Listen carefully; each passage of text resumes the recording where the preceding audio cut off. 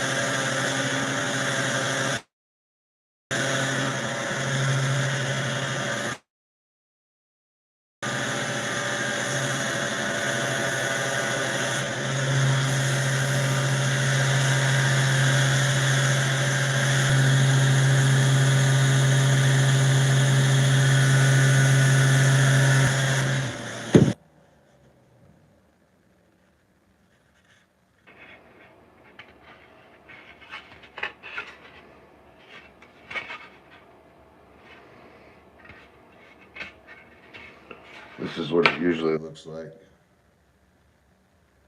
Right, just square cut. But if you make this little tiny piece,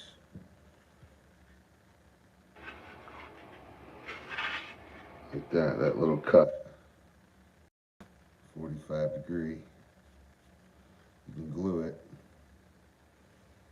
And I glued it overnight.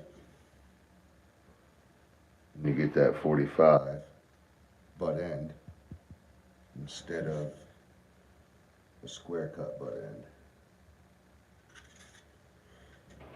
Alright, that's just literally cutting it right down, perpendicular.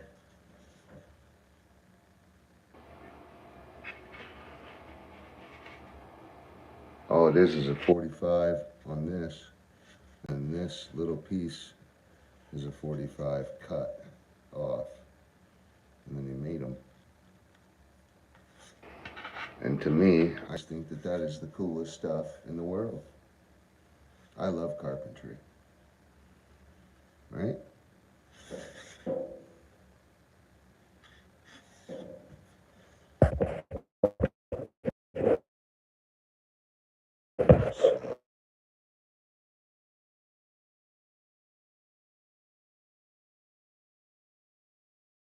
It used to come way out here, like on a big triangle, but there was also no, so. Ooh, that little gap, I don't like that.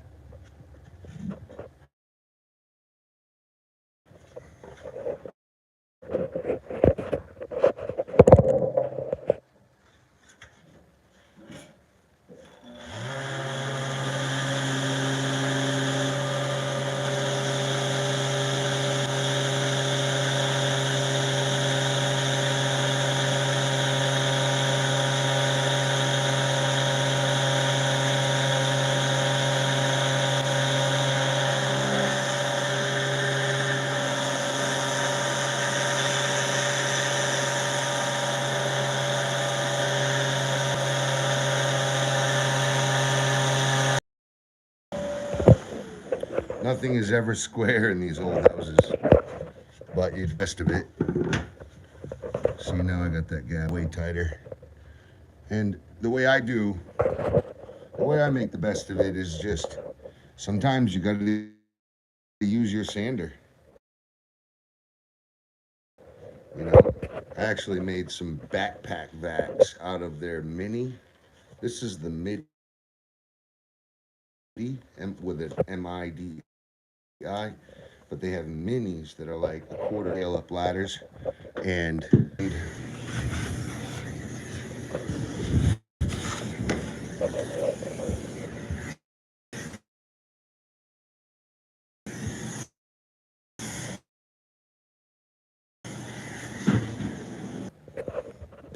one sec. I just saw some spray foam.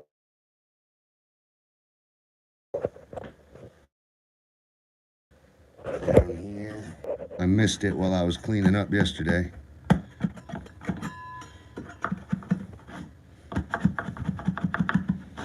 Like, I'm the type of guy, if the floor's dirty, like, I don't mind. But if I did it, I'm never gonna leave it. I'll usually leave the property or whatever my job is, I'll leave it a lot cleaner than it was when I got there usually. I'm typically that type of worker. Beautiful house. So we're gonna be filling this register. We'll take the register up, we'll block it. We have all the flooring here. We have another register there, and there's a big one underneath that. So I'm hoping we have enough.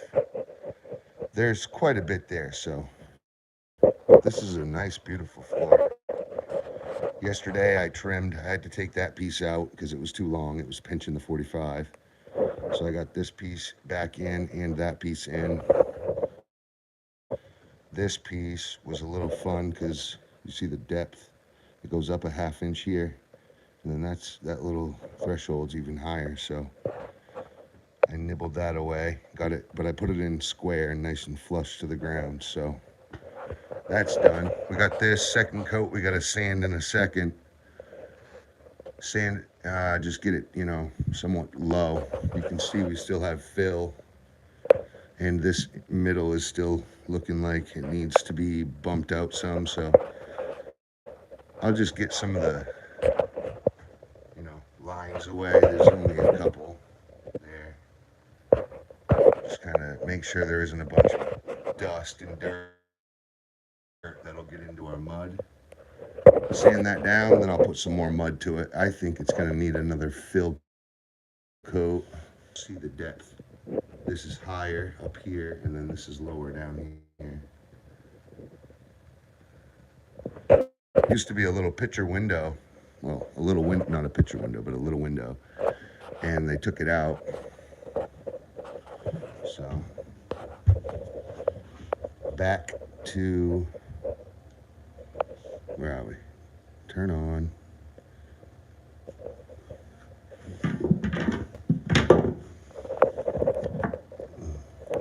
So like all this, I'll be painting all this eventually, but out of nails. Of course we are. One sec.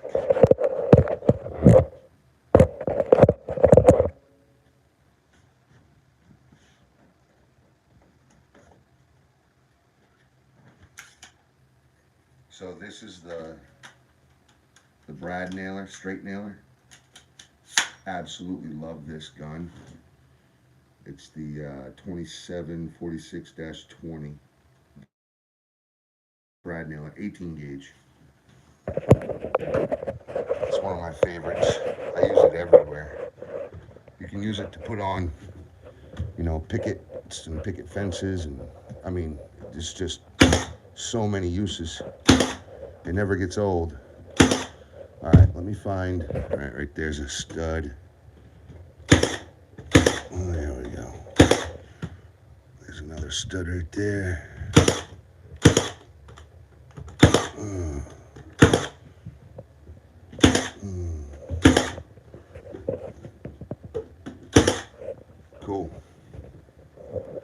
love how this worked out. Look, so it's got to go against the wall there. But oh no, this door isn't level. Either that or this lower part of this door pokes out too much. And it runs into this piece of trim on the left. So what did I have to do? I just cut it right at the married point. I got it against the wall the whole way over until it hits this door right here. And then I went down to 0. Pretty cool. Okay. So we got our piece of trim in. That's a big help. I love this. That 45 in there.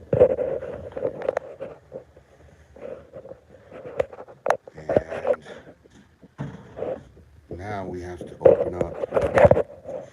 Well, first we gotta clean this out because I need this area opened up for mudding. I can't mud with a bunch of stuff in the way. It's just impossible to me.